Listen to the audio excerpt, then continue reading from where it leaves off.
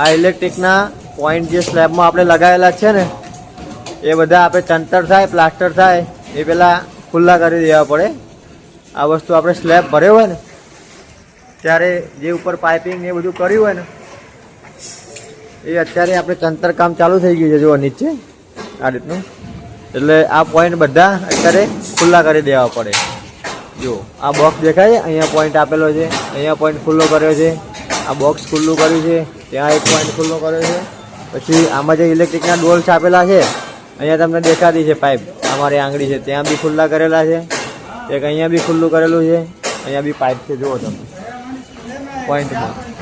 એટલે આ પોઈન્ટ ખુલ્લા કરી દેવા પડે. ત્યાંથી આપણી આ દિવાલ આખી ઉપર જશે ત્યારે જે પાઇપલાઇનના સ્લેબમાંથી જે પોઈન્ટ નીચે ઉતારેલા છે દિવાલમાં અહીંયા જરી પાડીને ઉતારવાના રહેશે. જો અહીંયા દરેક ગાળામાં દરેક જગ્યાએ એ રીતના સ્લેબ ઉતરશે. અહીંયા દેખાય છે તમને?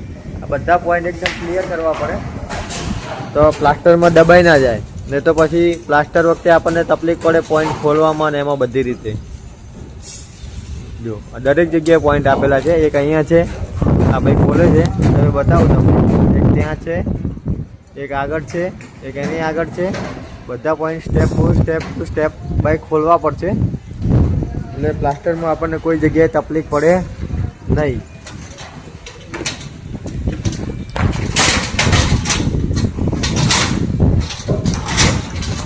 જો અહીંયા બી ખોલ છે, કઈ રીતે ખોલે છે. આમાં અંદરની સાઈડ પેપર મૂકેલા હોય, એ પેપર હટાવેલો એટલે એમાં માલ ગયો ના હોય એટલે તરત ખુલી જાય. જો આ રીતનું કામ ચાલુ છે અત્યારે આપણી સાઈડ ઉપર. આ ઇલેક્ટ્રિક વાળા ભાઈ છે, આ કામ ઇલેક્ટ્રિશિયનને કરવાનું હોય. કારણ કે સ્લેબ વર્ક છે એમને પાઇપિંગને જે પોઈન્ટ ડ્રોઈંગ પ્રમાણે મૂક્યા હોય એ અત્યારે ખોલવા પડે. જો એમાંથી પેપરનો કચરો નીકળશે, વેસ્ટ પબ્લિક જોયું.